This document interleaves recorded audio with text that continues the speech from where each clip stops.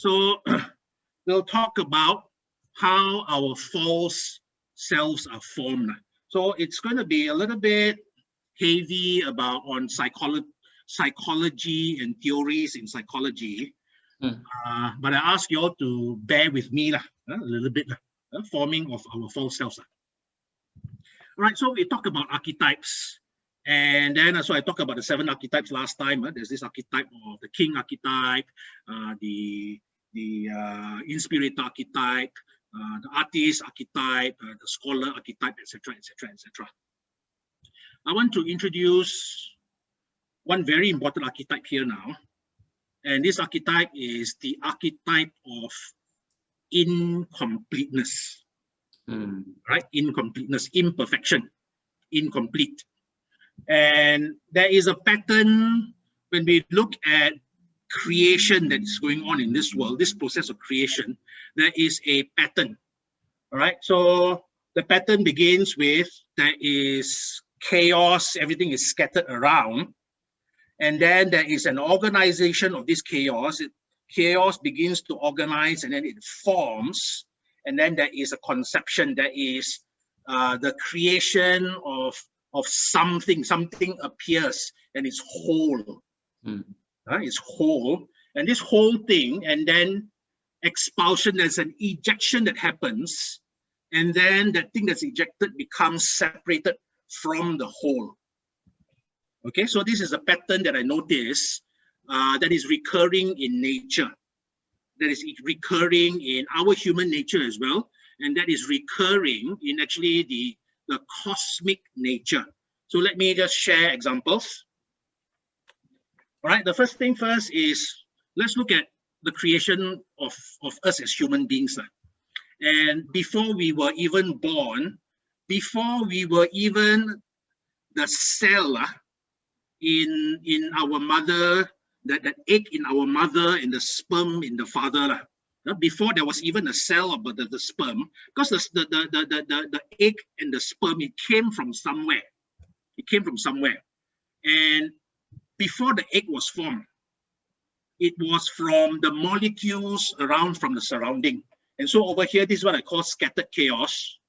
Scattered chaos here refers to the molecules, the oxygen in the air, the molecules in the water, the protein, the fat in the plants, in the animals.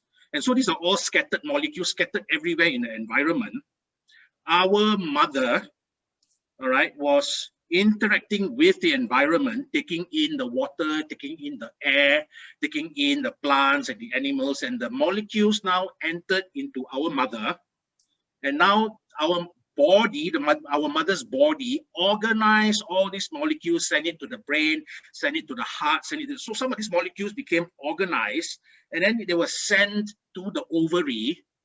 All right, so over here it becomes concentrated in the ovary, and then it becomes a small little egg, which then grow and grow and grow and grow and grow and grow.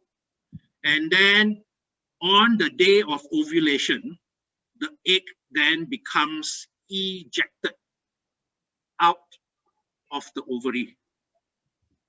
So the pattern I'm going to say here is, initially it was everywhere. All the molecules were everywhere. Then it became concentrated and it was one with the whole of the mother, and it was a part of the mother, the egg. And then the egg was ejected out. All right. So if we look at next example, and so this one I'm referring to our fathers now. So we weren't born yet, and then same thing with the father. Before there was a formation of the sperm, all the molecules were out there in the environment as water, air, plants and animals. And then when our father came in contact with the environment, took in all these molecules from the environment, some of it went to the reproduction organ over here, and then these molecules and then begin to organize, begin to form DNA, begin to form all that, and then became the sperm. And it was all one, and these are all cells that is in that father.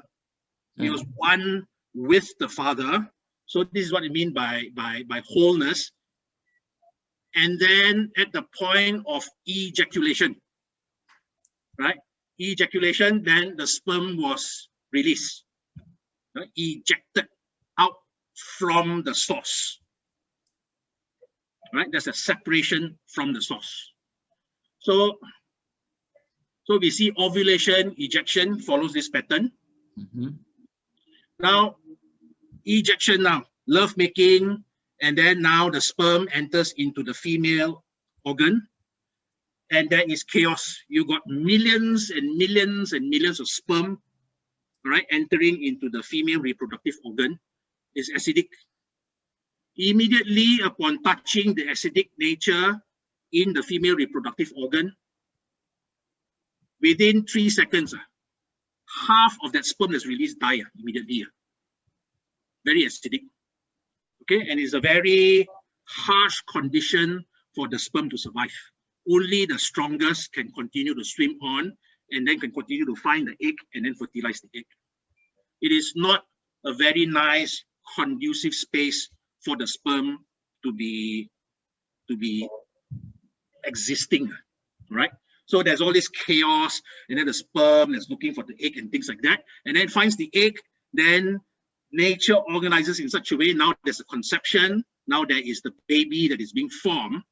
The baby is one with the mother, and then on the birthing process, the ejected out of the mother, then now there is the separation from the source, right? The newborn baby separated from the source. Now, the one thing I want to point out here is that separation is traumatic. This is the start of the incompleteness because of the separation from the source. This is the archetype of incompleteness that I'm talking about.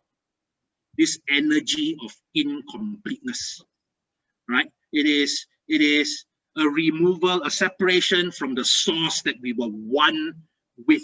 Previously, we were one with this, and then now we are separated. So previously, the baby was one with the mother. Now the baby is separated from the mother. So this incompleteness, this separation, all right? You see it in cosmic consciousness as well. So for those who are doing meditating, they go in deep, and then they kind of like dissolve, and then they are not aware of the personal consciousness anymore.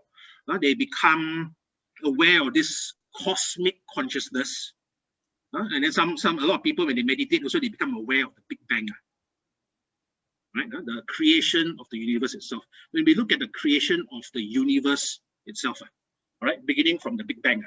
So here it is, the Big Bang. And so prior to the Big Bang, prior to the creation of everything in the universe, there was nothing. But in that nothingness is the infinite potential, the infinite chaos, the infinite energy to become everything that the universe manifests today. Right? So inside that Big Bang, before it even bang, is chaos.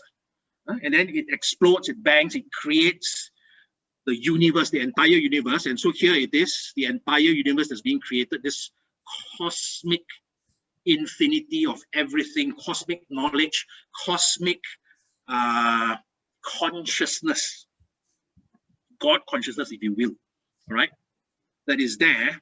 And then as the God consciousness begins to form, begins to condense, begins to become more and more detailed, more and more, as it forms more and more and more and more, the cosmic consciousness condenses to become a soul consciousness.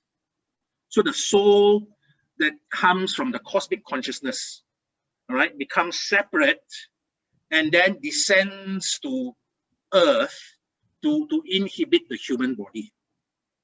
There is a separation of that soul consciousness from the cosmic consciousness, right? The separation, and then there is the ejection, a kind of a separation, and then the this soul consciousness within us that's born feels separate already from the source.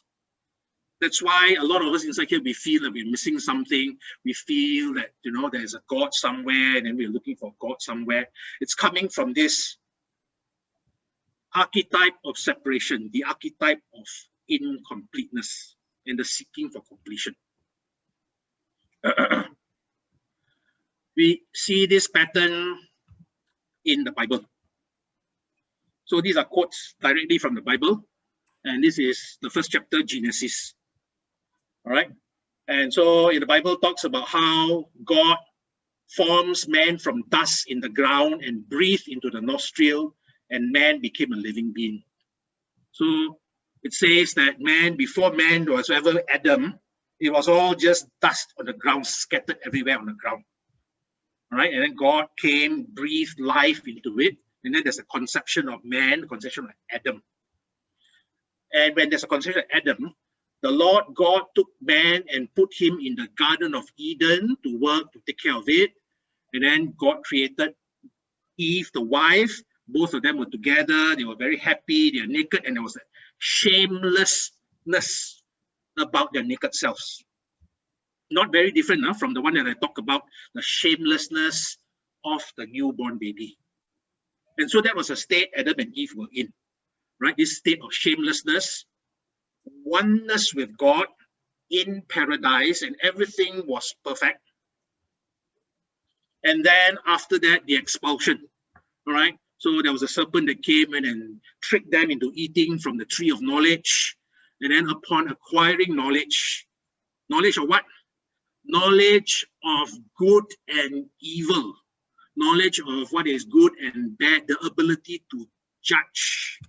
So the moment once when judgment came in, innocence is lost, purity is lost, right? Shamelessness is lost. And then the expulsion, no longer fit to be one in paradise. And then there is the ejection, they call it the fall of man. Man falls down from paradise, down onto planet Earth to inhibit a human life now. So again, a separation from the source. And we see this in the Bible as well. So all this has an effect on our human consciousness. This archetype of incompleteness, of separation, we carry it deep, deep, deep inside us. We go through life, and then there's a kind of a sudden realization. Oh my God, right? There's this sudden realization, you know, everything is black, everything is dark. A sudden, oh my God. The sudden realization. I exist alone. I'm separate. You know, I'm incomplete. I live my human life by myself, and no one else has my life. That's what I mean by this sudden realization that I am alone. And so in that realization is that I become separate from the source, and so therefore I'm incomplete, imperfect. And so therefore my existence in this world, I feel driven to seek for completeness and to seek for perfection. So we are all driven. We all come born into this life, and then we feel that there's something that's missing, and then we are looking for that, and we're looking for that completeness, we're looking for perfection. What we are actually looking for is the unity back with the source from which we came from. Unity back with the source. Which is kind of like, you know, we are on planet Earth, and the soul doesn't return until we die lah. That's when then it becomes, okay, then you unite back again lah with the source lah when you die lah, you know, and that unity will be permanent lah. Until that happens, you will still carry this, I long for the return. You can have moments of awakening whereby, yes, I see the perfection of all this, there is nothing to do. And that is when, you know, you have a more cosmic consciousness, and then there's nothing to do. But then because we live an earthly life, our earthly consciousness will still come back, and we will still feel the separation.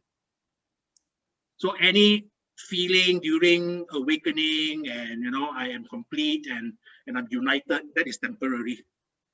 Because the earthly consciousness will come back, and then we will feel that we're separated again.